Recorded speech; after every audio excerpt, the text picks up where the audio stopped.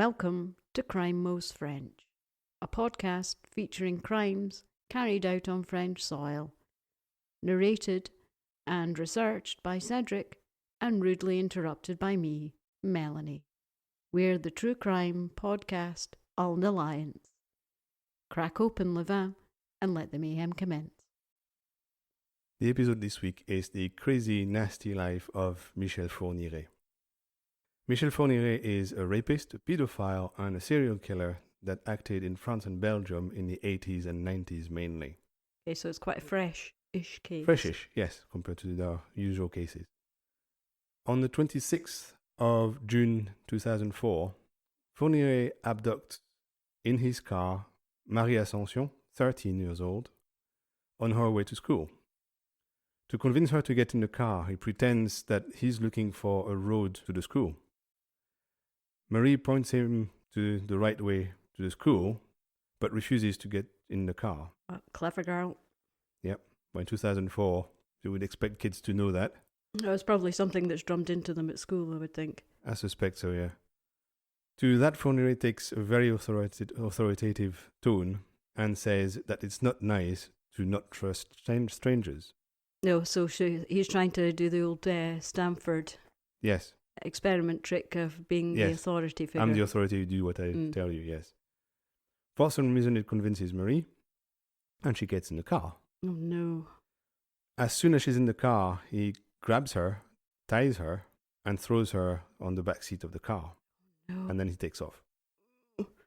10 kilometers or so later, as the car stops at a stop sign, Marie manages to untie herself and get out of the car. Go, Marie, go. Someone picks her up, and as they drive away, they see Fourniret's van coming back from where he stopped, obviously trying to look for her. Yeah. They go straight to the police. They have noted the reg plate, and that allows the police to find him and arrest him. And that is how he came to the attention of the Belgian authorities. Okay. Oh, so we're really starting off with an explosive start here, aren't we? Yes, but that's how he was caught. Yes. I've got a funny feeling this isn't the only thing that he's done if he's considered that dastardly. Yes. So, who is he? He was born on the 4th of April 1942 in Sedan, in the Ardennes, so Belgium border. Nice. There was a famous World War I battle there. His parents were working class people. Not much is known of his early childhood, because when the psychologists questioned him, he absolutely refused to talk about his childhood. So they really don't know much about it.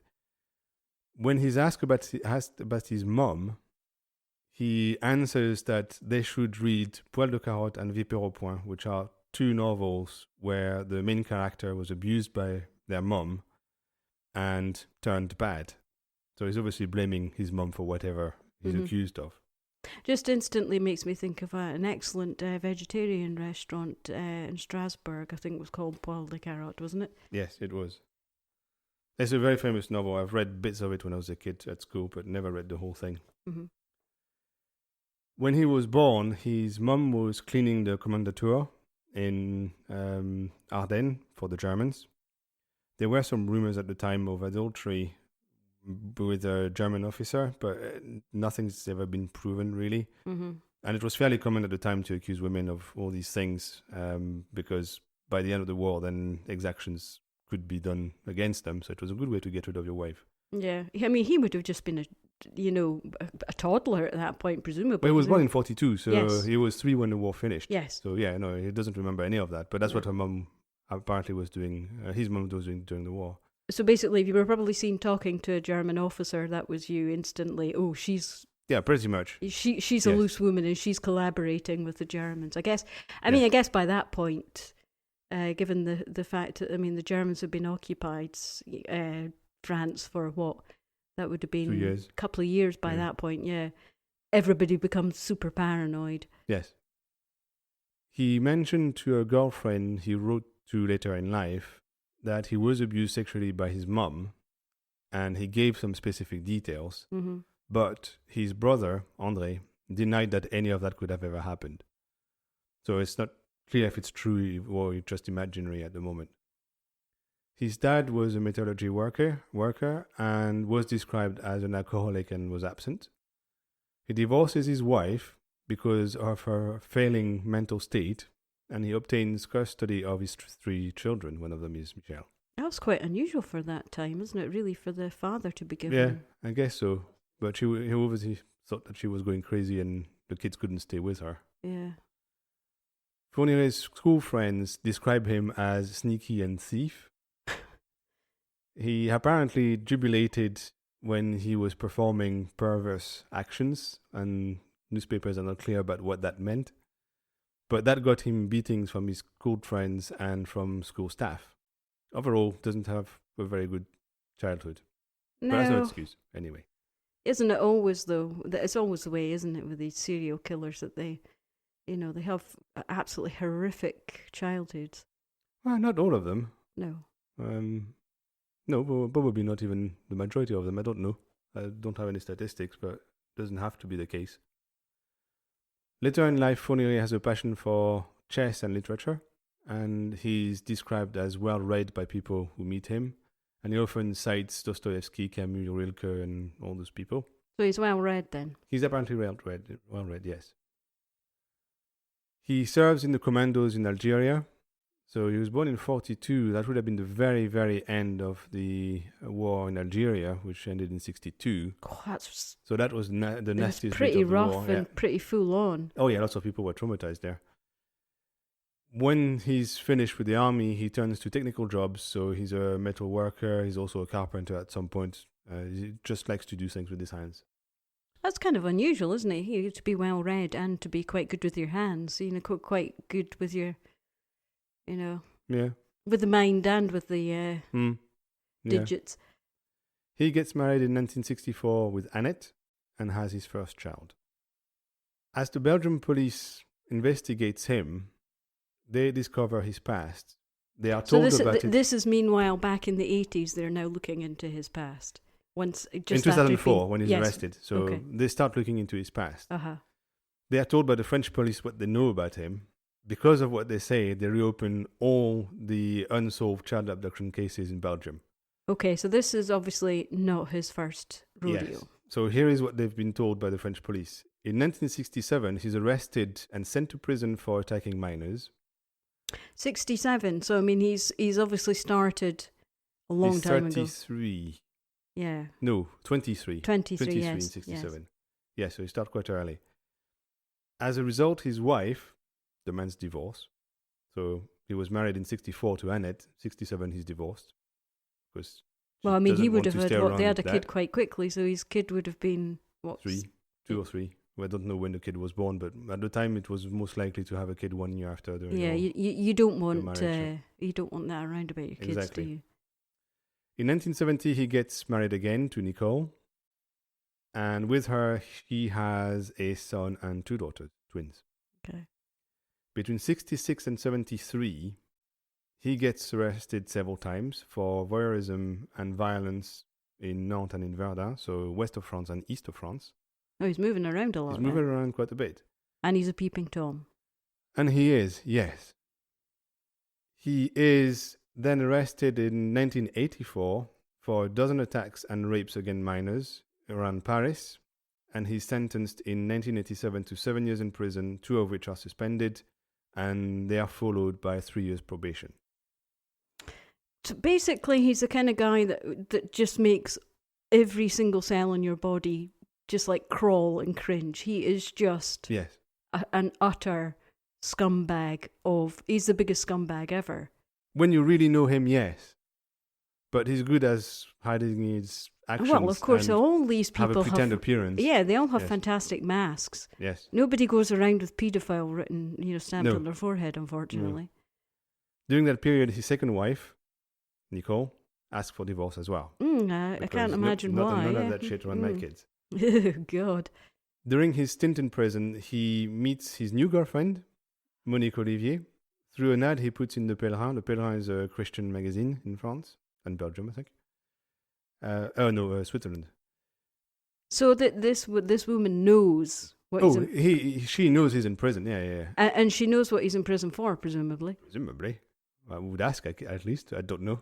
I don't have the details. All I know is that the ad was mentioning that he was looking for any pen pal of any age to forget his loneliness in prison. So I don't know if she knows what he's in for, but I would certainly ask. Oh, bless his heart. Poor little paedophile in prison looking for chums. Yes. So after exchanging a few letters, Monique starts visiting him on a regular basis. Mm-hmm. When he's freed early for exemplary behavior, he moves in with her near Auxerre, where his mum's second husband has a house. So he borrows the house of his mum's second husband. Right. Because we know the first one divorced her. Yes, because he thought she was a bit of a... She was a bit crazy. A bit of a lunatic, probably, was something she would be described as at the time. Monique Olivier was born on the 31st of October 1948, so she's 6 years younger than him, in Tours. So that's pretty much middle of France, north middle. Mm-hmm. She's separated from her husband by that point, and she has 2 sons. Monique and Fourniret get married on the 28th of July 1989, and then they have a son in 1988. 1 year later. It just astounds me that somebody who has so many children... Well, we never said she was a good mum. No, him. Him. He has, first Well, one child, and then he has 4. 3 children. Yeah. So this is his 5th child? That's 5th, yeah. How on earth would he handle somebody touching his kids? At the same time, his wives take the kids every time, so... Well, thank God. His maximum number of kids at that point is 1 with him. I mean, the guy's he's just a monster. Yes. In the village where they live, they vaguely plan to open a gîte, but it really never comes to anything. And Fourniret lives from small jobs around the village. So this is in Ardennes, isn't it? Yes. For people who don't know France that well, I would describe that area as kind of like northwest of the States. Very, very wooded and hilly. Beautiful area. I think it's probably equally as wet as kind of like Washington State. Lovely up there. I've never been up there, but I've seen lots of dramas and stuff set up there. If you're going to see the French equivalent of Scandi Noir, this is where it would be set. Yes, and it's called The Forest. Yeah, there is this TV series, Yes. because I think it was on Netflix, so check it out. A good series. It's full of trees because before the Second World War, the Maginot Line, which was built between France and Germany, was never completed on the Belgian border because the Belgians didn't do their side. But France wasn't too worried because there's so many trees, they never thought that the German army could go through that area, and they did. They just got rid of the trees. So it's a bit sad. It is also said at the time that Monique never leaves the house. So she doesn't go into the village or anything, she just lives in the house. That sounds a bit familiar. Yeah. Less than 3 months after they settle in the village, Fourniret commits his first abduction, followed by rape and murder on Isabelle Laville, who's 17. It is said that Monique was an accomplice. Don't know how.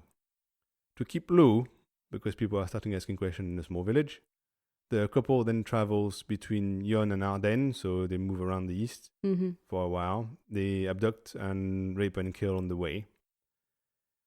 Overall, it's a nice couple. I remember we heard a Small Town Murder episode where they were saying that they should never have met. That's pretty much the case here as well. Oh, yeah. I mean, I'm now starting to have pictures of a certain builder and his wife who went on... of course, they didn't move. They just got people to come to them and stay in their house. But they certainly have smells of Fred and Rosemary West.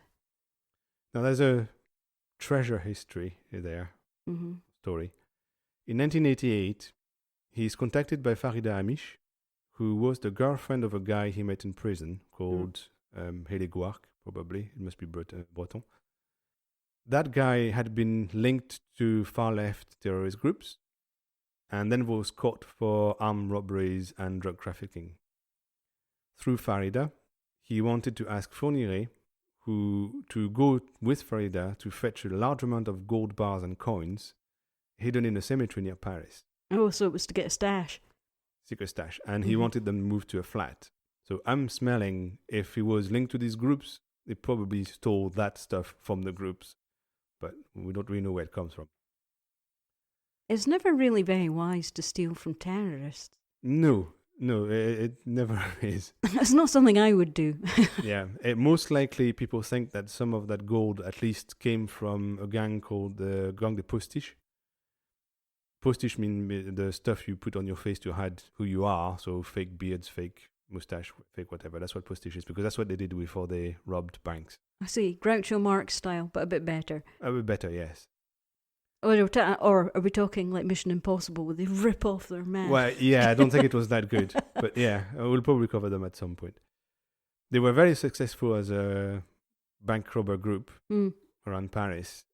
And given that he was linked to various gangs, that's what people think, that's some of their gold. But nothing's proven. We don't know where it comes from. Fourniret proceeds to the transfer from the cemetery to the flat, as requested. Okay. But then he has an idea. Under the pretense of also moving guns, he attracts Farida to the woods and kills her.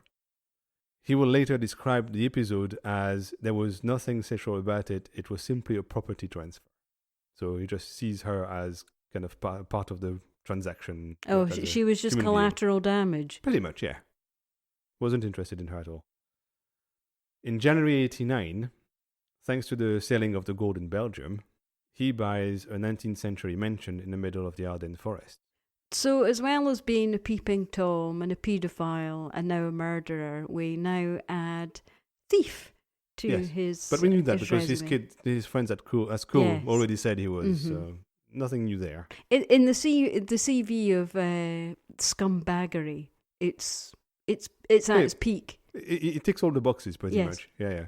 I mean, the only thing we've got missing now is him to start actually eating all of that this. Is true. That's the only thing that's left. Yes. Shortly after, Héléguac is freed from prison and goes straight to Fourniret to ask WTF, where's the gold and where's my girlfriend? Where's the money, Lebowski? Yeah. Fourniret, knowing that he was freed from prison, moves to a really nasty small house that he rents and pretends that he knows nothing of the disappearance of the gold and Farida. Because why would he live in that really crappy house if he had all that gold? He definitely has his head screwed on. He's definitely not. He's sneaky, yeah. Smarter than your average scumbag. Yeah, definitively.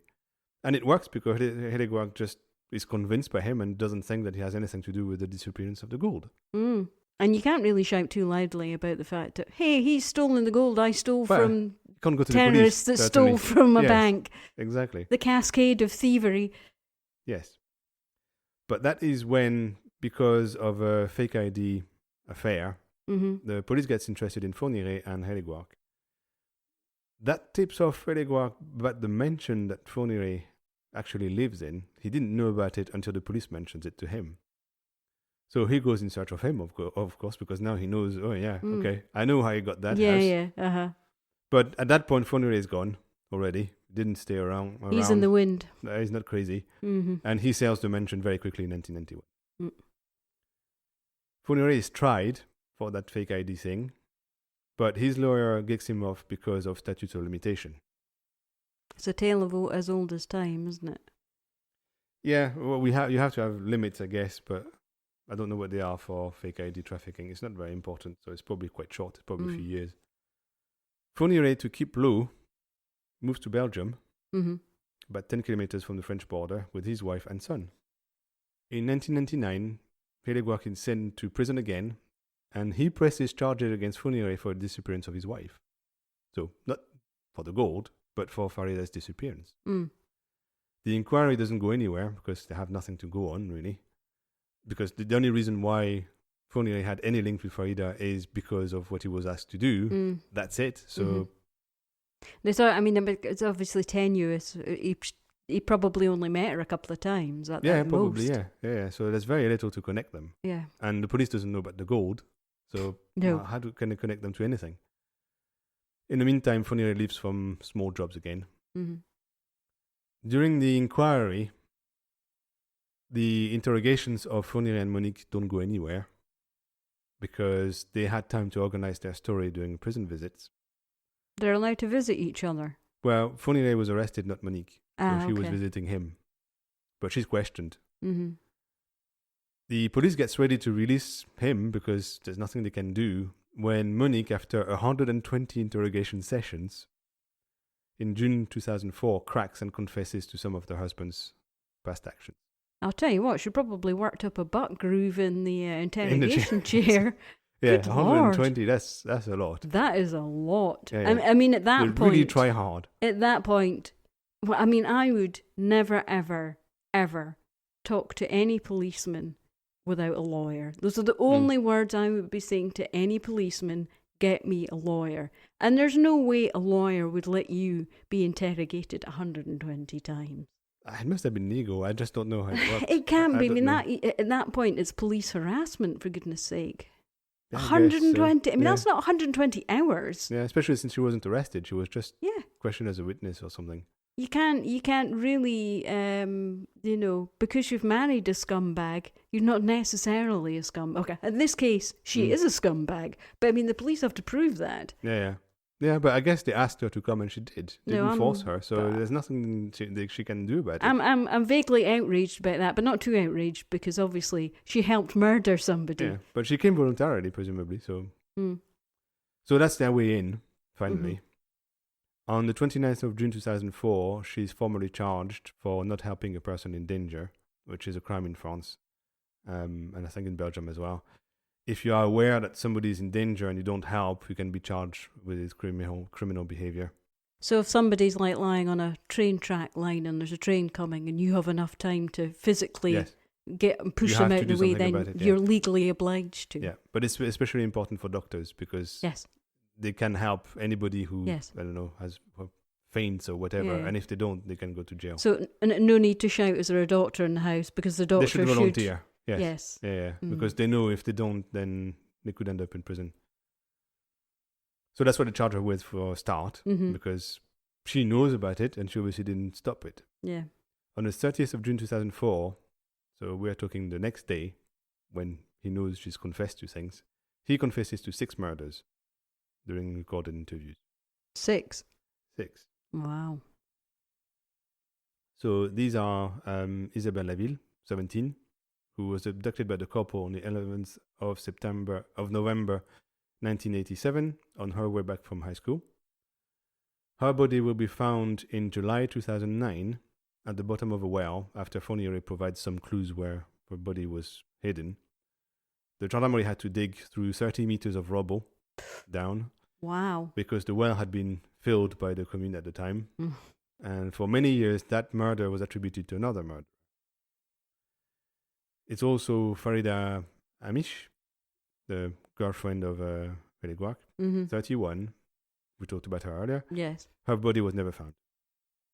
It was also Marie-Angèle Domès, 19, who disappeared on the 8th of July 1988. Before Fourniret confessed to that murder, it had been attributed to him because of accusation from Monique in 2008.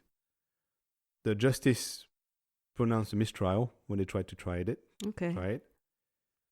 Fourniret eventually confessed in 2018 about it, so 10 years after the fact, 10 years after Monique confessed about it, but the body was never found. It's sad that that's 2 bodies, that's 2 families that aren't getting to, not put a full stop, but so have some kind of resolution and some kind of goodbye that they can do for their loved one. That's a bit sad.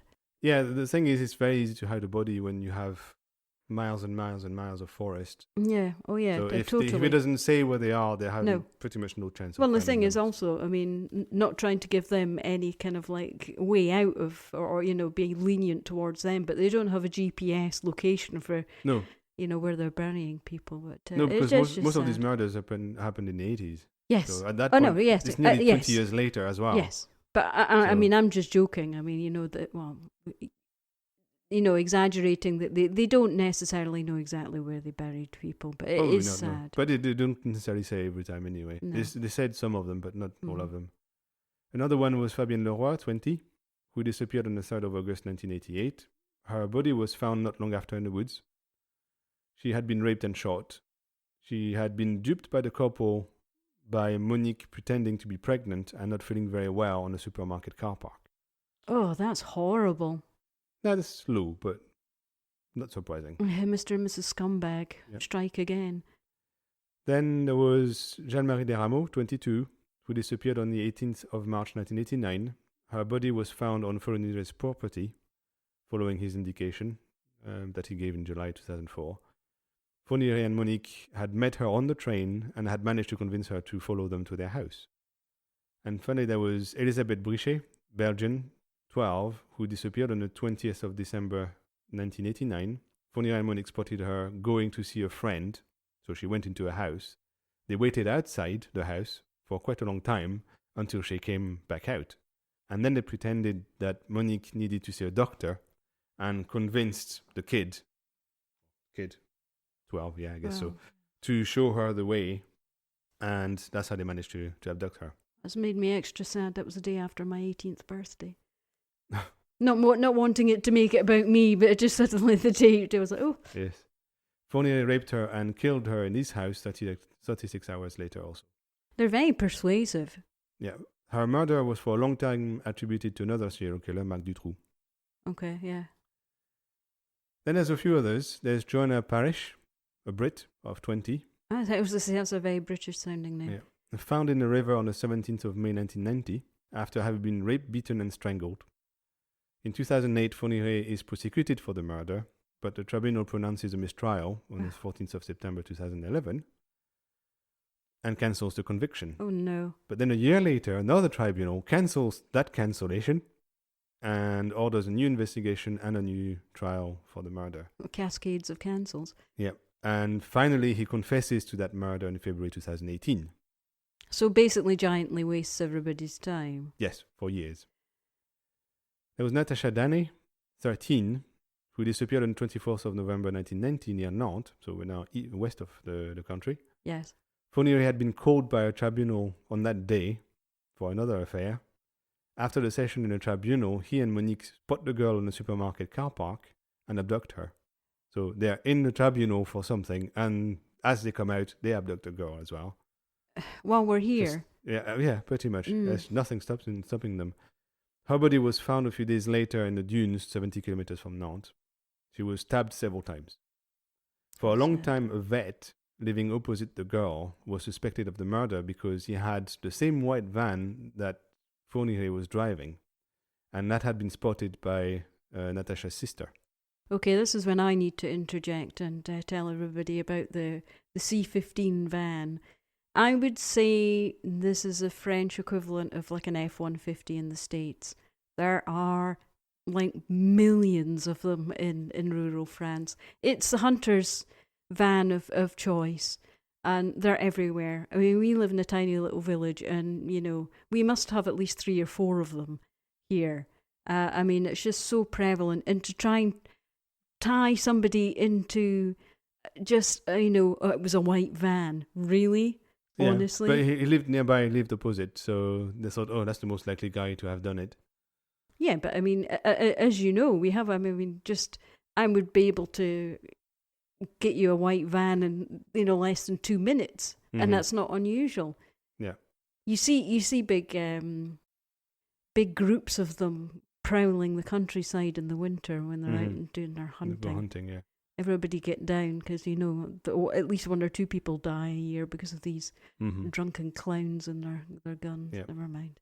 Eventually, they dropped the charges for the murder, but he still gets charged and convicted for something else. Ah. During one of the searches of his house, they discover a bunch of Basque terrorists that he was harboring. I'm sorry. He was harboring a bunch of ETA terrorists. Yes. So he's convicted and sent to prison for that, and he commits suicide a few weeks later. I've just got an image of the beginning of Inglourious Bastards with all the poor Jewish people hiding underneath the floor. Yeah, exactly. It's the same thing. Mm-hmm. Then there was Céline Saison, 18, who disappeared on the 16th of May 2000 as she came back from a baccalaureate exam. Unlucky. Oh my God. Imagine putting in all that work for your back, doing the exam and then getting murdered. Oh my God, that's tragic.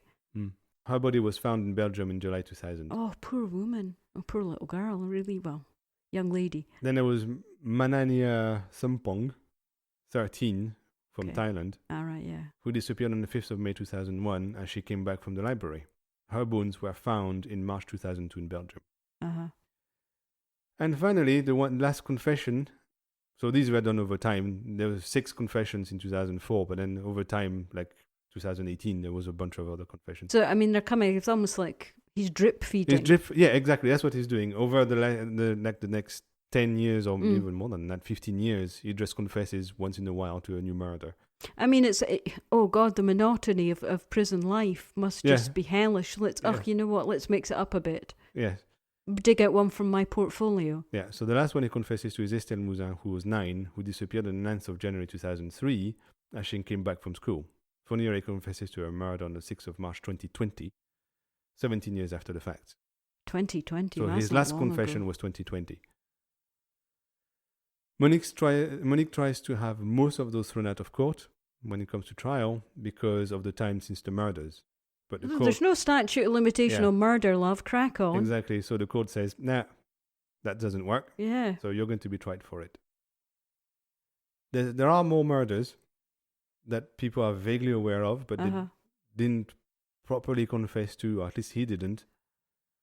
One of them is Marie confesses to the murder of an au pair at their house in 1993, but it couldn't be proven, and the identity of the victim is still unknown.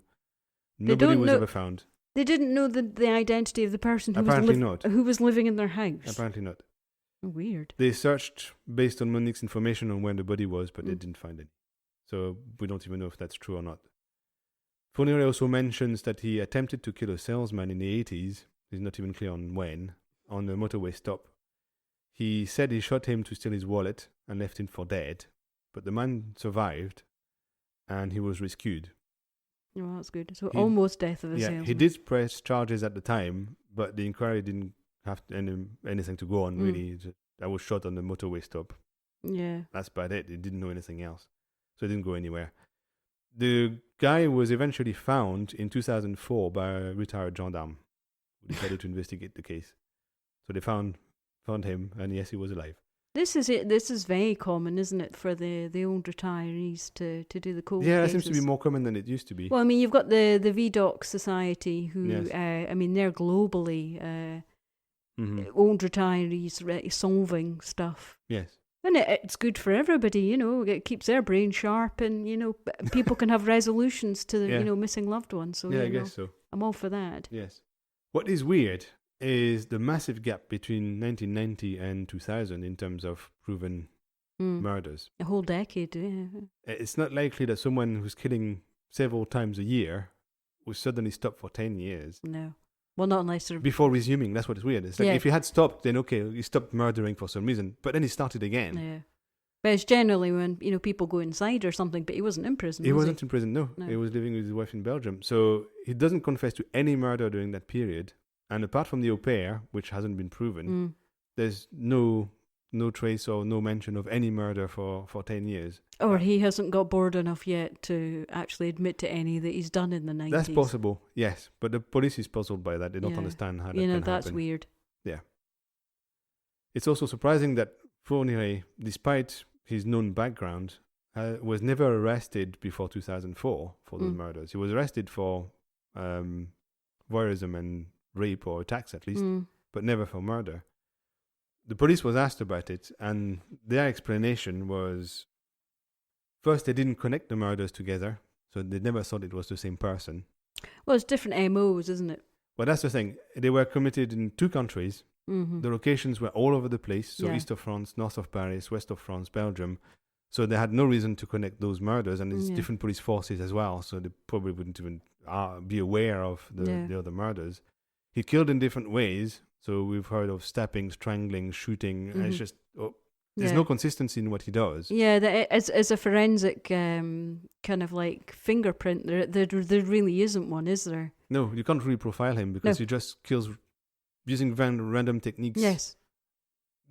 Also, the victims were completely random. It was women or girls, but that's pretty much the only common point. The age varies between 9 and 31. Yeah.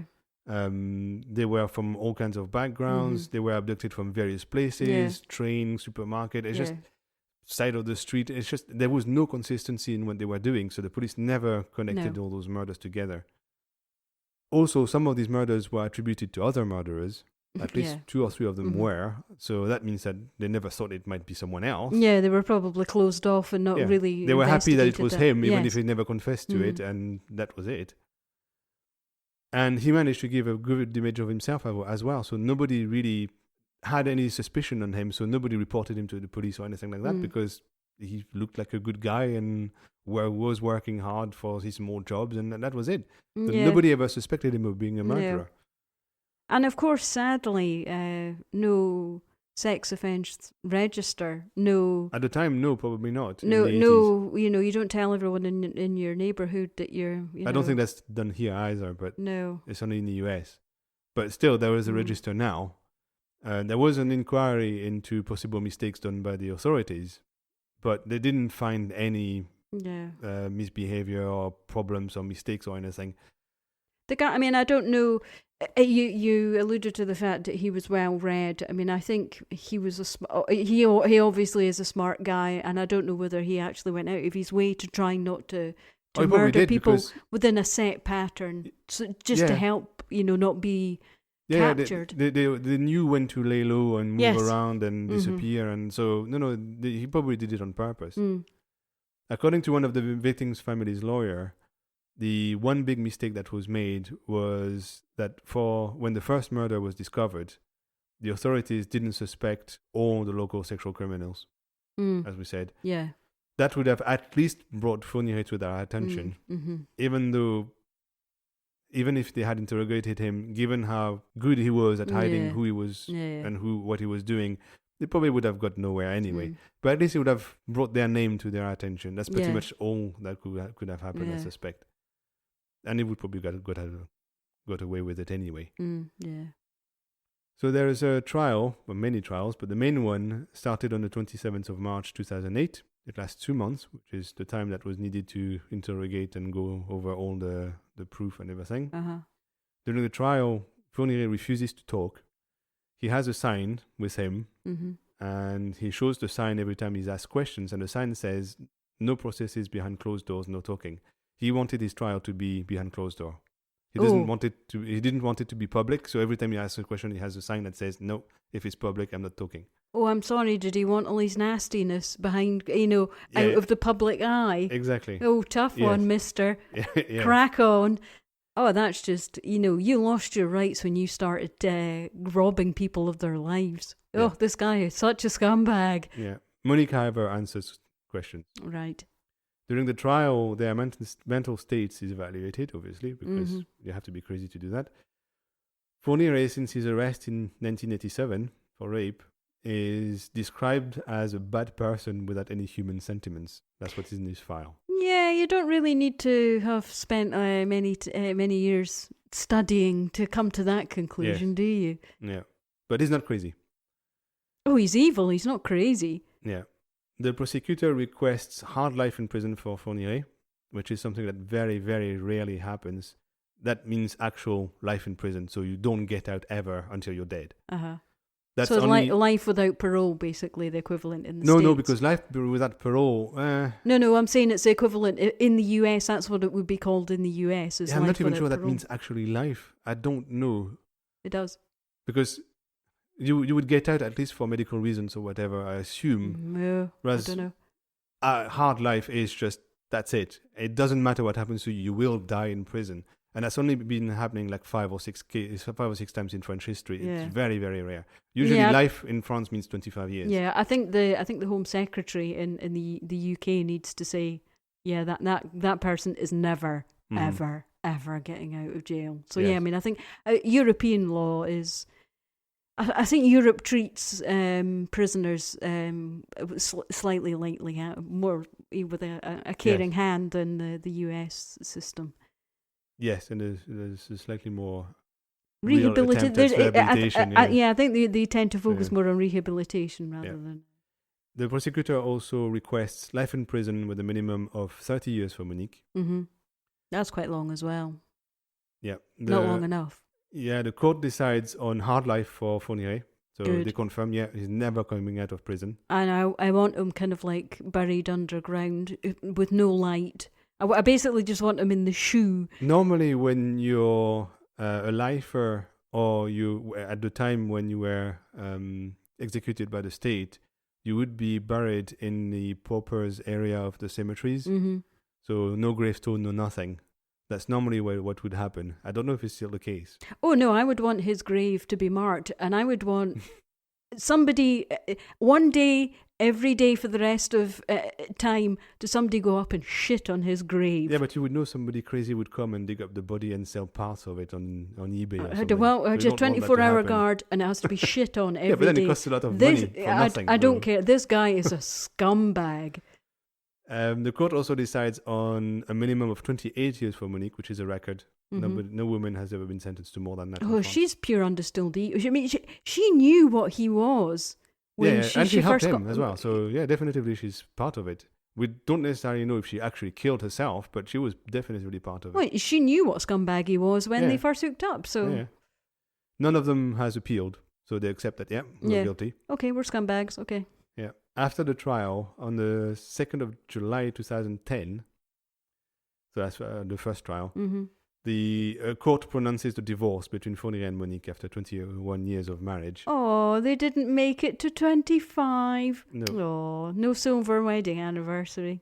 Yeah. Bummer. And on the plus side, they're still being prosecuted for some of the murders because, of course, he and her, she confessed to murders after 2008. Uh-huh. So that was a trial for the confessions from 2004. Mm-hmm. But as we've seen, he confessed to murders happening until 2020. Yeah.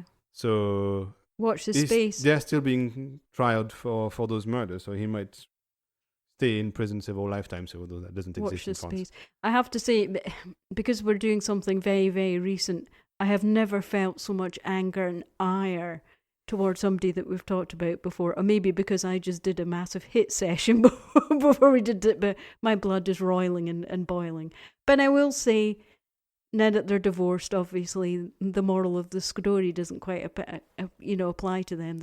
The couple that murder together stay together. Yes, not in their case. Fuck them.